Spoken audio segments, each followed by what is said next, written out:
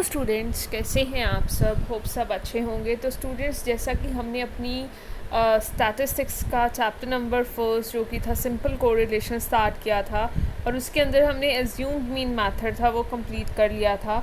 आज इस video lecture के अंदर हम अपना एक्सरसाइज जो हमारी 4 है, जो कि बेस्ड है method based on use of factual data, और जिसको हम प्रोडक्ट मोमेंट मेथड भी बोलते हैं और डायरेक्ट मेथड भी बोलते हैं, वो स्टार्ट लेंगे। Without wasting your much time, let us start with exercise number 4. ये एक्सरसाइज आपके 2 वीडियो पार्ट्स में आएगी। तो आज हम हाफ एक्सरसाइज कवर अप कर लेंगे इस वीडियो लेक्चर के अंदर, और आने वाली वीडियो के अंदर हम इसका जो रिमेनिंग पोर्शन है इस एक्सरसाइज का वो वाइंड अप कर लेंगे। तो बच्चे स्टार्ट करते हैं हम यूज़ ऑफ फैक्चुअल डाटा या प्रोडक्ट मोमेंट मेथड या डायरेक्ट मेथड। इसके अंदर इन्होंने हमें क्या बताया हुआ है कि जो हमारा प्रोडक्ट मोमेंट मेथड होता है, ये स्टूडेंट्स हमारा वहाँ पर इफ़ेक्टिव होता है जहाँ पर जो हमारी कोफिशिएंट ऑफ कोरिलेशन है, ठीक है, जहाँ पर बिना डेविएशंस के या हमारी जो नंबर ऑफ़ ऑब्जर्वेशंस होती हैं बहुत कम होती हैं, तो उस केस में हम एक्चुअल मीन या अज्यूम्ड मीन से डेविएशंस ना लेकर जो एक्चुअल वैल्यूज़ होती हैं उनसे भी डेविएशंस ले लेते हैं। तो जल्दी से फार्मूला पे आइए। तो फार्मूला मैं आपको एक्सप्लेन करती हूँ। इसके अंदर स्टूडेंट्स जो हमारा फार्मूला रहेगा आर को निकालने का, वो रहेगा दिस वन। आर किसके इक्वल है? हमारा एन, ठीक है। Summation X and Y, summation X Y क्या होगा कि हम एक्स और वाई को मल्टीप्लाई करेंगे और उसका समेशन। फिर यहाँ देखिए माइनस का साइन आएगा। जब स्टूडेंट्स आपको मालूम है माइनस का साइन आ जाता है, तो मैंने आपको बताया ही था कि चीज़ें क्या हो जाएंगी, टूट जाएंगी। तो अब सिग्मा समेशन एक्स को अलग कर देंगे, उसी तरह से समेशन वाई को अलग कर देंगे। अपॉन में देखिए इस फॉर्मूला में अंडर रूट आएगा, तो क्या आएगा एन समेशन एक्स स्क्वायर, ठीक है, माइनस समेशन एक्स का होल स्क्वायर। यहाँ पर देखिए एन इंटू समेशन क्या आएगा, एक्स स्क्वायर आएगा। जब एक्स स्क्वायर आ गया और उसके बाद कौन सा साइन है, माइनस का साइन है। जब माइनस का साइन आ जाता है तो चीज़ें क्या हो जाती हैं, अलग अलग हो जाती है। तो हम अलग अलग कर देंगे, तो समेशन एक्स को अलग कर दिया और उसका होल स्क्वायर कर दिया। Under root N summation Y square minus summation Y का होल स्क्वायर। यहाँ तक स्टूडेंट्स क्लियर हो गया आपको? तो ये था आपका फॉर्मूला। अब इस फार्मूला के अकॉर्डिंगली हमें कौन कौन सी चीज़ें निकालनी पड़ेंगी वो चेकआउट कीजिए। एक तो हमें कंप्यूट करना पड़ेगा summation X Y. Summation X Y students आपका कैसे निकलेगा? आप एक्स और वाई को क्या कर दोगे, मल्टीप्लाई कर दोगे और उनका समेशन कर दोगे। दूसरी चीज़, आप एक्स का क्या निकालोगे, स्क्वायर निकालोगे, फिर उसका टोटल कर दोगे, जो किसके इक्वल आ जाएगा, समेशन एक्स स्क्वायर के इक्वल आ जाएगा। और एक आ जाएगा आपका समेशन एक्स। समेशन एक्स क्या आ जाएगा, जितनी भी एक्स सीरीज़ होगी उसका आप टोटल कर दोगे तो वो किसके इक्वल आ जाएगा, समेशन एक्स के इक्वल। उसी तरह से वाई स्क्वायर और समेशन वाई स्क्वायर आप निकाल लोगे। तो हम क्वेश्चन करते हैं, तब आपको ज़्यादा अच्छे से क्लियर हो जाएगा। तो इलस्ट्रेशन 15 देखिए, from the following data find the Karl Pearson coefficient of correlation. हमने इलस्ट्रेशन 15 में देखिए क्या है, कार्ल पियर्सन का कोफिशिएंट ऑफ कोरिलेशन बोला है। स्टूडेंट्स आपको पेपर में इसी तरह से क्वेश्चन आएगा, आप कार्ल पियर्सन का कोई भी मेथड फॉलो कर लीजिए, आपका आंसर सेम आएगा आर को निकालने का। तो अब यहाँ पर हम कौन सा निकालेंगे, एक्चुअल जो हमारी एक्चुअल वैल्यू वाला था, जो प्रोडक्ट मोमेंट मेथड था, उसका इस्तेमाल करके हम क्या करेंगे, कोफिशिएंट ऑफ कोरिलेशन को कंप्यूट करेंगे। तो स्टूडेंट्स यहाँ पर हमारे पास देखिए 2 सीरीज़ गिवन है, एक्स एंड वाई, ठीक है। हमें इसमें 3 चीज़ें निकालनी पड़ेगी। एक एक्स स्क्वायर निकालोगे, आप वाई स्क्वायर निकालोगे और एक्स वाई निकालोगे, और एक तो तुम्हारा समेशन एक्स क्या होगा, इस वाले एक्स का टोटल हो जाएगा, और समेशन वाई क्या होगा, ये वाले पूरे वाई का क्या हो जाएगा, टोटल हो जाएगा। सबसे पहले एक्स स्क्वायर निकालोगे, 2 का स्क्वायर 4, 3 का स्क्वायर 9, 1 का स्क्वायर 1, 5 का स्क्वायर 25, 6 का स्क्वायर 36, 4 का स्क्वायर 60, ठीक है। उसी तरह से y का निकालोगे, 4 का स्क्वायर 16, 5 का 25, 3 का 9, 4 का 16, 6 का 36, 2 का 4। उसके अलावा स्टूडेंट्स आप क्या निकालोगे, X and Y. X and Y कैसे निकालोगे, ये वाला एक्स किससे मल्टीप्लाई कर दोगे, ये वाले वाई से। तो 2 इंटू 4 8 आ गया, इधर से 3 इंटू 5 15 आ गया, 1 इंटू 3 3 आ गया, 5 इंटू 4 20 आ गया, 6 इंटू 6 कितना आ गया, 36 आ गया, और 4 इंटू 2 कितना आ गया, 8 आ गया। ये आपका निकल जाएगा समेशन वाइज। स्टूडेंट्स आप इनका टोटल कीजिए, summation X square, summation Y square और समेशन एक्स वाई। और इस फॉर्मूला में आपने क्या करनी है, वैल्यूज़ पुट करनी है, और आप कैलकुलेटर तो इस्तेमाल कर ही सकते हैं, और उसकी हेल्प से जो आपकी जो एक आर की वैल्यू आ रही है वो कितनी आ रही है, प्लस का 0.453। यहाँ तक क्लियर हो गया। अब देखिए, अब इलस्ट्रेशन 16 पे आ जाइए। अब इलस्ट्रेशन 16 में स्टूडेंट्स हमने क्या कंप्यूट करना है, calculate the product moment correlation coefficient from the following data. अब यहाँ पर आपको x एंड y गिवन है, x आपका माइनस में गिवन है, y आपको गिवन है। तो अगर माइनस में गिवन है दैट डजेंट मैटर, ठीक है, तो आप माइनस में ले लेंगे, और वो ही सिंपल चीज़ें आपने निकालनी है, x निकालोगे, फिर आपने x स्क्वायर कंप्यूट करना है, उसके साथ आप y निकालोगे, फिर y स्क्वायर कंप्यूट करना है, और उसके साथ आप क्या निकाल लोगे, x एंड y निकाल लोगे। क्लियर हो गया स्टूडेंट्स। ये वाला क्वेश्चन आप एक बार करके देखेंगे, क्योंकि मैंने ये सारा डिटेल में नहीं करवाया, और अगर आपको लगता है आप नहीं निकाल पाएंगे तो आप कमेंट सेक्शन में कमेंट करके अपने डाउट्स एंड क्वेरीज ले सकते हैं। चलो मैं थोड़ा सा फिर भी आपको बता देती हूँ इसमें। जैसे ये x आपको माइनस में है, तो माइनस में है तो डैट डजेंट मैटर। आप जब x और y को यहाँ पर देखिए मल्टीप्लाई किया तो यहाँ पर भी माइनस आ जाएगा। क्यों, यहाँ पर माइनस और ये प्लस का, तो प्लस माइनस माइनस का साइन, लेकिन मल्टीप्लाई हो जाएगा। 50 इंटू 5 कितना आएगा, 250। 10 इंटू 40 कितना आएगा, 4 माइनस का 400, माइनस 15 इंटू प्लस का 30 that will be equal to minus 450, minus 20 into plus का 20 that will be equal to minus 400। इस तरह से स्टूडेंट्स आप सारा कंप्यूट कर लेंगे, और जो आपकी वैल्यूज़ आएंगी वो आप यहाँ पर पुट कर देंगे। क्लियर हो गया। फॉर्मूला एक बार दोबारा से रिवाइज करवा देती हूँ। आर किसके इक्वल था, एन समेशन एक्स वाई, फिर माइनस का साइन आया। जब माइनस का साइन आ जाता है तो आपकी जो चीज़ें होती हैं, जो नंबर्स होते हैं, वो क्या कर जाते हैं, एक दूसरे से अलग, और माइनस समेशन एक्स अलग हो गया किससे, समेशन वाई से यहाँ पर। उसके बाद नीचे कौन सा आएगा, डिनोमिनेटर में सारी अंडर रूट वाली चीज़ें आएंगी। तो अंडर रूट में सबसे पहले क्या आएगा, एन समेशन एक्स स्क्वायर, ठीक है।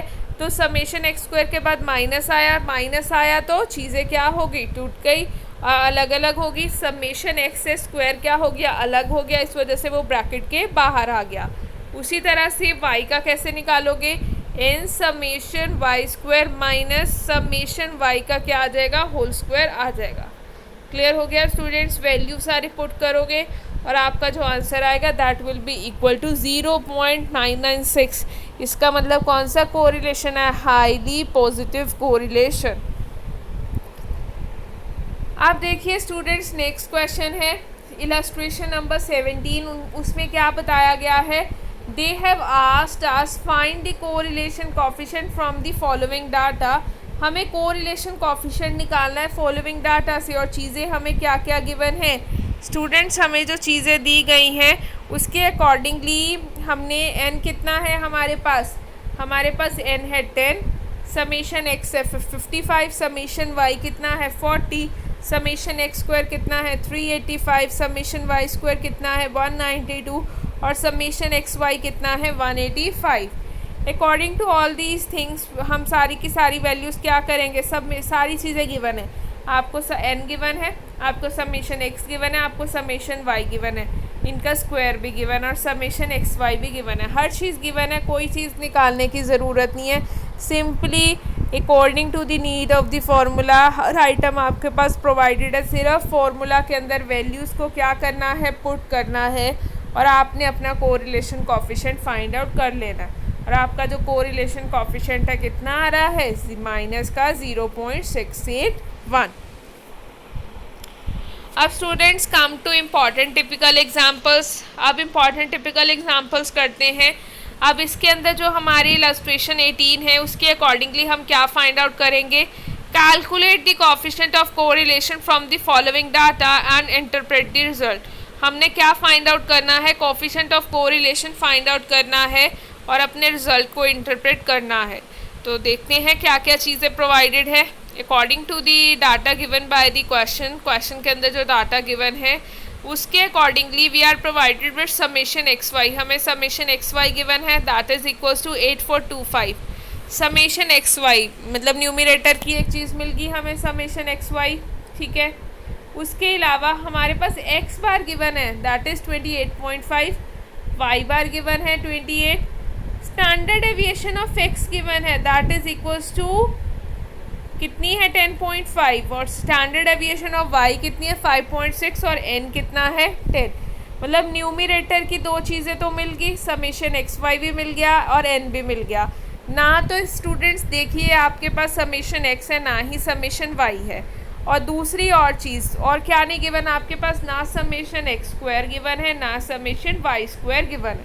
अब ये चार चीज़ें हमें निकालनी है, उसके लिए हमें चार चीज़ें गिवन भी हैं। एक हमें एक्स बार गिवन है, वाई बार गिवन है, standard deviation of X given है और standard deviation of Y given है। इट मीन्स हमें ये चार चीज़ों का इस्तेमाल करके जो चार चीज़ें नहीं गिवन वो निकालनी है फॉर्मूला के अकॉर्डिंगली। अब देखो एक्स बार कौन सा है, एक्स बार का स्टूडेंट फॉर्मूला क्या होता है, समेशन एक्स बाय एन। अब समेशन एक्स है ना, सबसे पहले हमें समेशन एक्स और वाई निकालना था, उसके लिए हमें एक्स बार और एन गिवन था, इसलिए हमने ये वाला जो सिंपल मीन का फॉर्मूला है वो यूज़ किया। अब एक्स बार अब समेशन एक्स कैसे निकलेगा, समेशन एक्स किसके इक्वल होगा, X bar multiply by N. अब एक्स बार स्टूडेंट्स हमारे पास गिवन था 10 तो आइटम सी और 28.5 गिवन था, तो दोनों को मल्टीप्लाई करा तो that will be equal to 285। तो 285 जो ये निकला है ये क्या निकल गया आपके पास, समेशन एक्स। उसी तरह से स्टूडेंट्स आप समेशन वाई निकाल लेंगे। समेशन वाई कैसे निकलेगा, वाई बार किसके इक्वल होता है, समेशन वाई अपॉन में एन। ये एन इधर आके मल्टीप्लाई हो जाएगा तो समेशन वाई किसके इक्वल होगा, y bar multiply by n. तो y bar multiply by n देखिए यहाँ पर क्या होगा, 10 multiply by 2.28.0 that will be equal to 280। यहाँ पर वो किसके इक्वल आ गया, 280। अब स्टूडेंट्स हमारे पास दो चीज़ें आ गई हैं, हमारे पास आ गया समेशन एक्स भी आ गया, समेशन वाई भी आ गया। अब हमने स्टूडेंट्स क्या निकालना है, हमने निकालना है summation X square and summation Y square. ये दो चीज़ें हमें चाहिए। अब हम ये दोनों चीज़ें क्या करेंगे, फाइंड आउट करेंगे। तो स्टूडेंट्स इसको फाइंड आउट करने के लिए जो हमारे पास तरीका है वो है, हमारे पास क्वेश्चन में स्टैंडर्ड एविएशन गिवन थी एक्स और वाई की। तो according to the dispersion chapter आपको डिस्पर्शन चैप्टर आना चाहिए अच्छे से, फार्मूलाज आपको स्टैंडर्ड एविएशन के याद होने चाहिए। तो एक फार्मूला था स्टैंडर्ड एविएशन का, वो था under root summation X square upon में एन माइनस आ गया, तो अंदर क्या होता था, समेशन एक्स अपॉन में एन होता था ना, इसका होल स्क्वायर। बच्चे समेशन एक्स और एन किसके इक्वल होता है, एक्स बार के ही तो इक्वल होता है, मीन का ही तो फॉर्मूला होता है। इसलिए यहाँ पर देखिए बुक में इन्होंने क्या किया, यहाँ पर डायरेक्टली मीन एक्स बार डाल दिया। तो आपने यहाँ से पजल नहीं होना कि ये एक्स बार कैसा आ गया, अभी हमने तो ऐसा कोई फार्मूला नहीं किया था। जब आपने डिस्पर्शन का फार्मूला किया था तो डिस्पर्शन के फार्मूला में होता था under root summation X square upon N, फिर माइनस आ जाता था तो स्क्वायर अलग हो जाता था पूरी टर्म से, तो पूरी टर्म के बाहर तो ब्रैकेट आ जाती थी, अंदर स्क्वायर। और समेशन एक्स बाय एन किसके इक्वल होता है, यहाँ पर देखिए समेशन एक्स बाय एन किसके इक्वल होता है, एक्स बार के इक्वल। तो इस वजह से यहाँ पर चेक कीजिए कि यहाँ पर क्या आया हुआ है, एक्स बार आया।